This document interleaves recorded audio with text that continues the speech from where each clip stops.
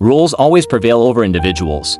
We have discussed before that in large and complex modern organizations, the difficulty of rational management by authoritarian leaders has gradually increased to the point where authoritarian leadership cannot exist.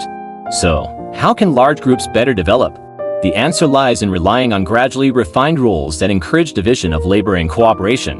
The more complex a group is, the more it needs cooperation. This principle should not be difficult to understand. Only through better division of labor and cooperation can the rich human resources in a large group leverage their strengths, rather than becoming resources for internal struggles.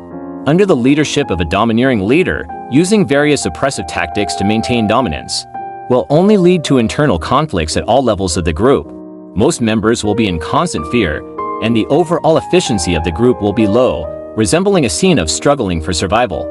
How to get everyone to collaborate more effectively requires the team to be more sensitive to the environment and industry developments.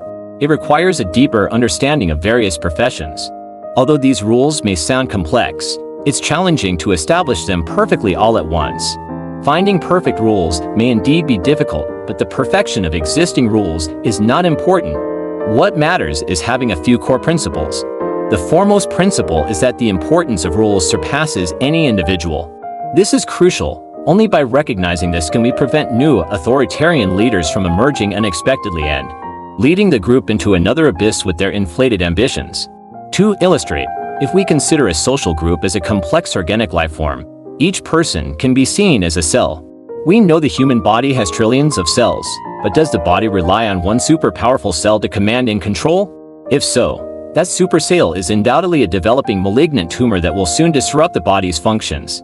A healthy body requires thousands of cells to each fulfill their mission and functions independently.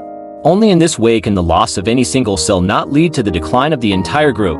How thousands of cells coordinate and unify is a process of continuous evolution. With most of the experiences gained hidden in the genetic code, the DNA, we can consider this DNA as the most important fundamental principle that allows complex life to be sustained. Its importance is evidently greater than any individual cell. For an individual life, it must continuously maintain and correct its DNA to adapt to the environment and grow stronger. For a complex social group, the rules of how to divide labor and cooperate are like DNA. The group must consider maintaining these rules as the most important task, rather than promoting and maintaining admiration for individual leaders.